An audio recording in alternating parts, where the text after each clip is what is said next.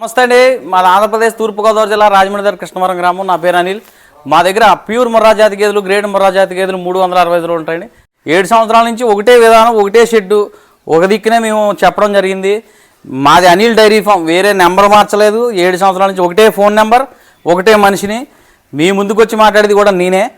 పాల గ్యారెంటీతో మేము గేదెల రేట్లు 90,000 నుంచి 1,50,000, 1,60,000 దాకా ఉన్నాయి. మంచి గేదెలు పెట్టుకుంటే 1,00,000 నుంచి పైన పెట్టుకుంటేనే కొద్దిగా మంచి గేదెలు ఇవ్వడం జరుగుతుంది. మీకు లోపు గేదె కావాలంటే గ్రేడ్ ముర్రా వస్తాయి. మీరు కూడా 3 పూటలు కాదు 4 పూటలు పాలు చూసుకుని తీసుకునే వాళ్ళు చీనిన దానికి ఏనని దానికి ఉందంటే గుడ్లమాయ వచ్చినా, రొమ్ము ప్రాబ్లం వచ్చినా, పొదుగాపులు వచ్చినా సరే మేము గేదెను రిటర్న్ చేసుకుని ఇవ్వడం జరుగుతుంది.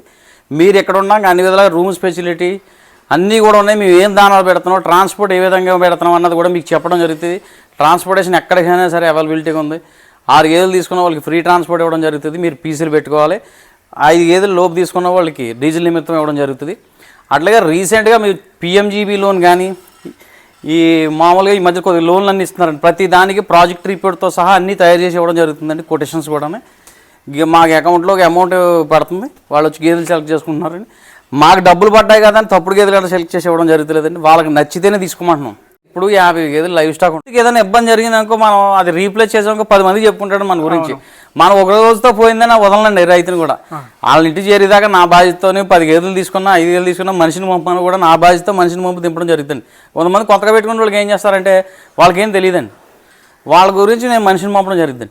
అట్లాగే కొత్తగా పెట్టుకునే వాళ్ళకి ఏంటంటే ఒక 2-3 డైరీలు తిరిగి ఒక 4-5 రోజులు లేదా ఒక 10 రోజులు ఉదయం సాయంత్రం ఆ డైరీలో ఏం చెప్తున్నారు, ఏం చేస్తున్నారు వాళ్ళ దగ్గర నోట్స్ రాసుకోండి. ఏ విధంగా మెయింటైన్ చేస్తున్నారు. దాని తర్వాత మీరు వర్క్ స్టార్ట్ చేయండి.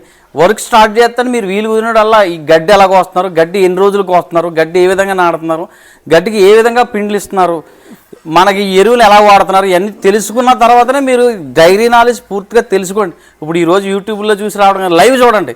మీ ఇప్పుడు మా ఏరియా ఉందండి, ఒక 100 డైరీ ఫామ్లు ఉంటాయి. అందులో ఒక 2 డైరీ ఫామ్ సెలెక్ట్ చేసుకుని మనం నీట్గా చూసుకున్నాం, దానికి ఇబ్బంది ఉండదు. కొత్తగా పెట్టుకోవడానికి నా సజెషన్ అదండి.